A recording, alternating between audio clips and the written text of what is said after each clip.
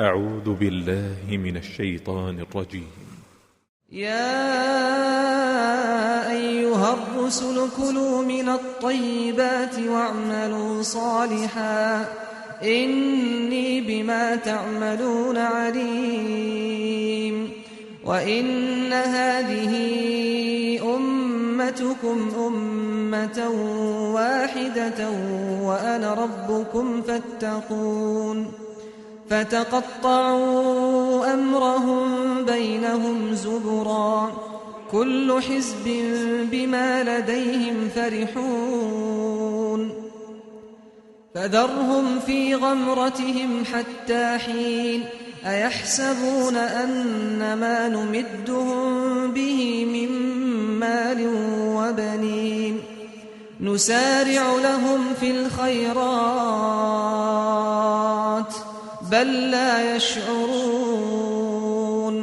إن الذين هم من خشية ربهم مشفقون والذين هم بآيات ربهم يؤمنون والذين هم بربهم لا يشركون والذين يؤتون ما آتوا وقلوبهم وجلة أنهم إلى ربهم راجعون. أولئك يسارعون في الخيرات وهم لها سابقون ولا نكلف نفسا إلا وسعها ولدينا كتاب ينطق بالحق وهم لا يظلمون. بل قلوبهم في غمرة من هذا ولهم أعمال من دون ذلك هم لها عاملون.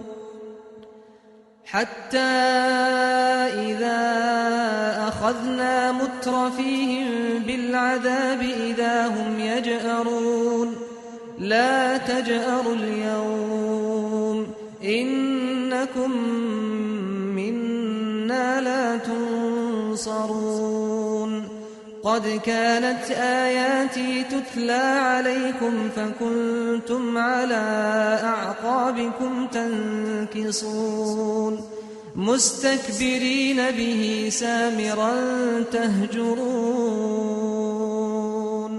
أفلم يدبروا القول أم جاءهم ما لم يأت آباءهم الأولين أم لم يعرفوا رسولهم فهم له منكرون. أم يقولون به جنة بل جاءهم بالحق وأكثرهم للحق كارهون. ولو اتبع الحق أهواءهم لفسدت السماوات والأرض ومن فيهن بل أتيناهم بذكرهم فهم عن ذكرهم معرضون. أم تسألهم خرجا فخراج ربك خير وهو خير الرازقين. وإنك لتدعوهم إلى صراط مستقيم. وإن الذين لا يؤمنون بالآخرة عن الصراط لناكبون.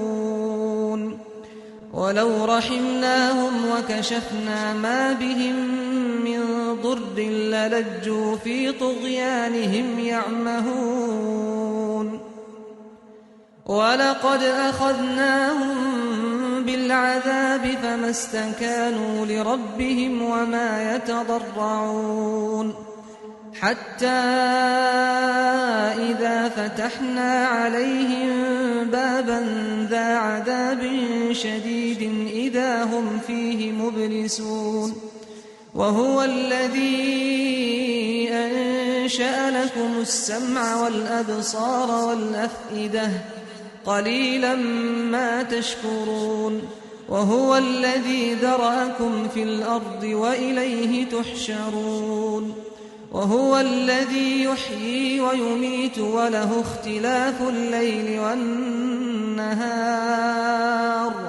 أفلا تعقلون بل قالوا مثل ما قال الأولون قالوا أئذا متنا وكنا ترابا وعظاما أئنا لمبعوثون لقد وعدنا نحن وآباؤنا هذا من قبل إن هذا إلا أساطير الأولين قل لمن الأرض ومن فيها إن كنتم تعلمون سيقولون لله قل أفلا تذكرون قل من رب السماوات السبع ورب العرش العظيم سيقولون لله